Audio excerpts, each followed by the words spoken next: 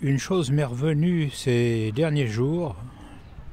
Je me suis vraiment posé la question pourquoi, il y a un mois et demi environ, il a fallu rendre toutes les armes que d'aucuns possédaient. Pourquoi? Pourquoi? En haut lieu, aurait-on peur d'une révolution? Ça semble un peu curieux tout cela. D'autant que toutes les armes devaient être rendues.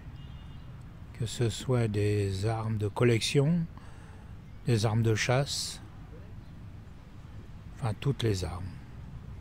Parce qu'à mon avis, beaucoup ne possédaient pas d'armes de guerre. Alors je me pose quand même cette question, pourquoi avoir voulu récupérer toutes les armes et les détruire? Récupérer des armes sans les payer,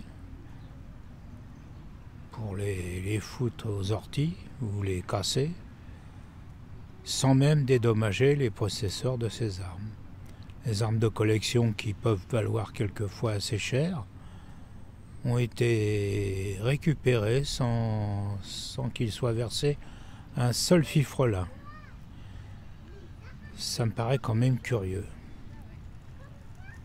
Et pour les chasseurs, ceux qui n'étaient plus détenteurs d'un permis de chasse, même s'ils avaient de très beaux fusils, hérités de leur père ou de leur grand-père, il a fallu qu'ils les rendent aussi. Quitte à devoir en racheter si un jour ils décidaient d'aller à la chasse. Je me demande où va ce pays. Pourquoi avoir voulu récupérer toutes les armes de tous les citoyens? Alors une autre question que je me pose, est-ce qu'en Corse ils ont pu récupérer toutes les armes que possédaient tous les Corses? Ça me semble un peu incertain. Ça me semble même quasiment improbable. Quant aux détenteurs d'armes de guerre des cités, là, ne rêvons pas.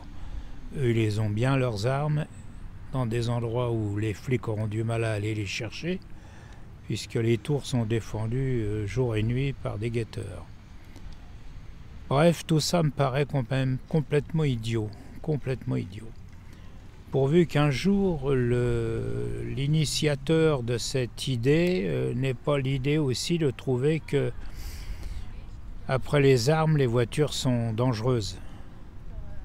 Eu égard au fait qu'il y a un certain nombre d'accidents tous les ans et qu'il y a beaucoup de gens tués. Enfin beaucoup. Quelques centaines, ce qui est peu par rapport à une certaine époque où on en chiffrait plusieurs milliers. Donc, pourvu que ce joyeux drille n'ait pas l'idée de demander que, en fait, que chacun vienne rapporter sa voiture la semaine prochaine ou dans un mois, mise sous séquestre et envoyée à la casse, parce que la voiture est un danger. Allez savoir. Il y a des esprits brillants, décidément, dans ce gouvernement. Ça fait pas l'ombre d'un doute. Il y a des esprits brillants.